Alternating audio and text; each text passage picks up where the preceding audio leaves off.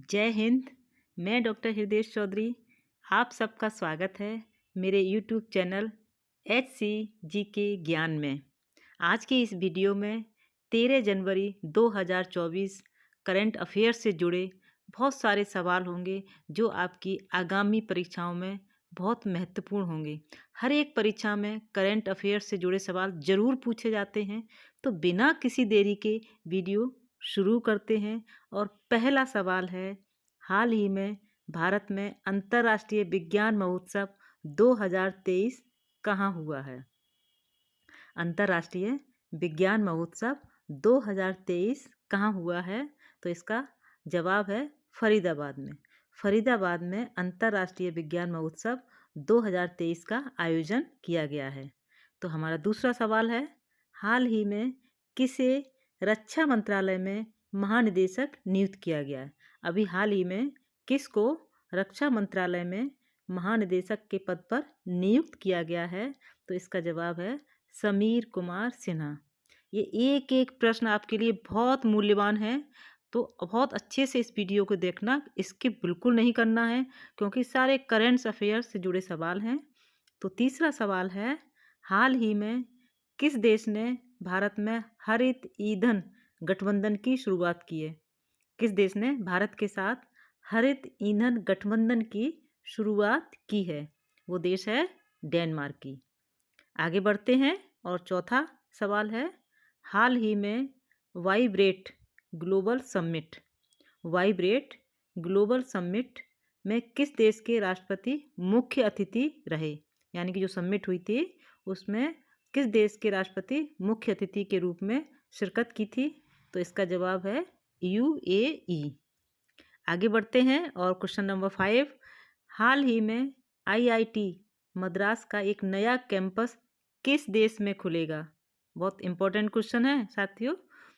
हाल ही में IIT मद्रास का एक नया कैंपस किस देश में खुलेगा?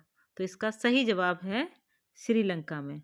श्रीलंका में IIT मद्रास का एक नया कैंपस खुलने जा। आगे बढ़ते हैं और अगला क्वेश्चन है 6। अगर वीडियो पसंद आ रही है तो वीडियो को लाइक भी करें, शेयर भी करें और चैनल को सब्सक्राइब भी कर लें, जिससे कि रोज़ाना आपको डेली करंट अफेयर्स आपके पास आते रहें। तो अगला सवाल है, सवाल नंबर 6। एप्पल को पछाड़कर जनवरी 2024 में दुनिया की सबसे मूल्यवान कंपनी कौन बनी? इम्पोर्टेंट प्रश्न है और आपका इंटरेस्ट का भी है।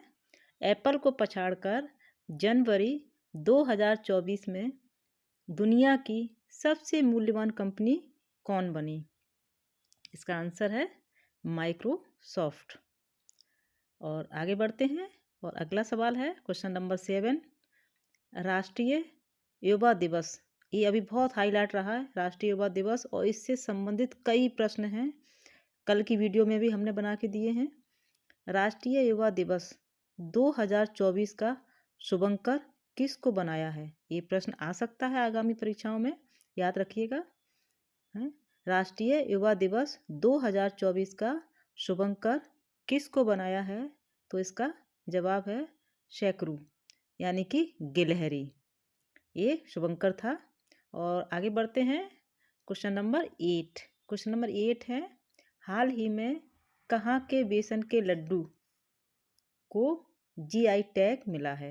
ये भी क्वेश्चन इम्पोर्टेंट है क्योंकि हाईलाइट है, अयोध्या का वो राम मंदिर प्रतिष्ठा का माहौल है, बहुत खूबसूरत माहौल है।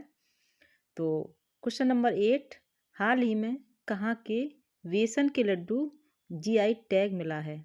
आप इसका जवाब जानते होंगे, इसका जवाब है अयोध्या। अयोध्या के बेसन के लड्डू को GI टैग मिला है। और आगे बढ़ते हैं क्वेश्चन नंबर 9, सवाल नंबर 9, हाल ही में राष्ट्रीय युवा दिवस कब मनाया गया? अभी मैंने कहा था ना, युवा दिवस से संबंधित कई प्रश्न हो चुके हैं और सभी इम्पोर्टेंट हैं, तो सभी पर नज़र रखिए, कोई एक प्रश्न आएगा। तो हाल ही में राष्ट्रीय युवा दिवस कब मनाया गया? इसका जवाब है 12 जनवरी 2024, स्वामी विवेकानंद जी के वो दिन हम राष्ट्रीय युवा दिवस के रूप में मनाते हैं। और हम आगे बढ़ते हैं इसी के साथ। अगला सवाल है क्वेश्चन नंबर 10।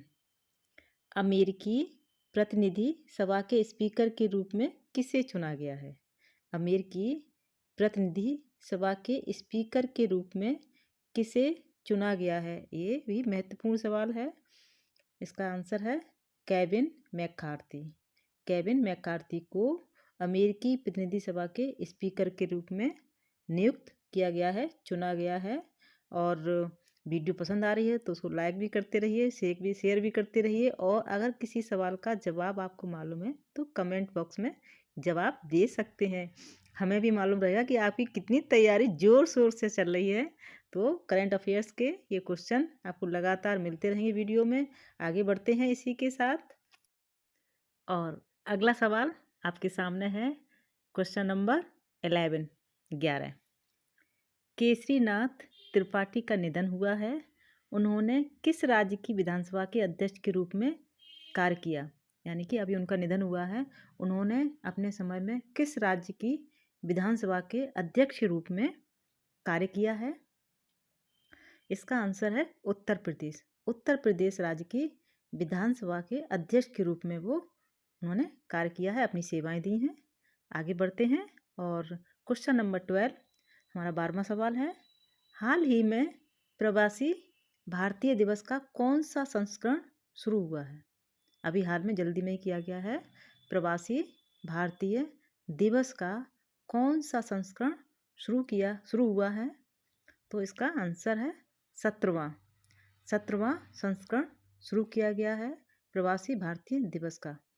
तो अगर आपको वीडियो पसंद आ रही है तो लाइक भी करते जाइए और एक एक सवाल को बहुत ध्यान से सुनना है और अपने अपने अंतर मन में उसको रखना है, जिससे कि परीक्षा में ये सारे सवाल आप आसानी से कर सकें।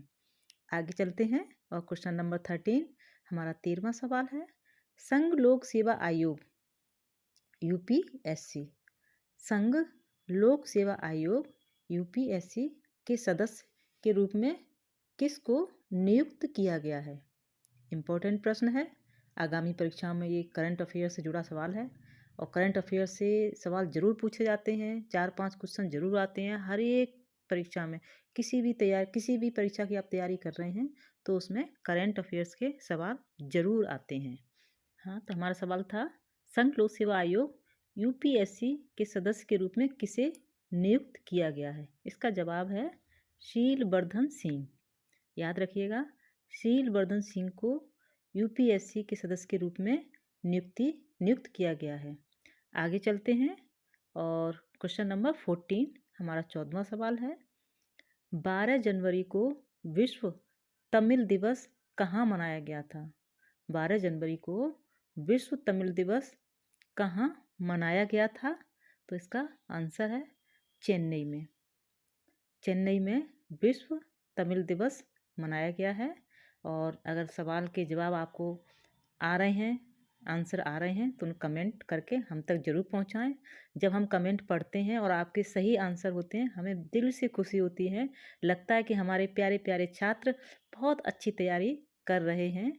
और आगे बढ़ते हैं। हमारा क्वेश्चन नंबर 15 है, 15वां है। जलवायु शिखर सम्मेलन कहाँ आयोजित हुआ? ये भी इम्पोर्टेंट क्वेश्चन है। एक एक प्रश्न बहुत कीमती है। तो जलवायु शिखर सम्मेलन कहाँ आयोजित किया गया था? तो इसका जवाब है मुंबई में। मुंबई में जलवायु शिखर सम्मेलन आयोजित किया गया था। आज के लिए बस इतना ही। हमारे टॉप 15 क्वेश्चन हो गए हैं करंट अफेयर्स के। जय हिंद, जय भारत।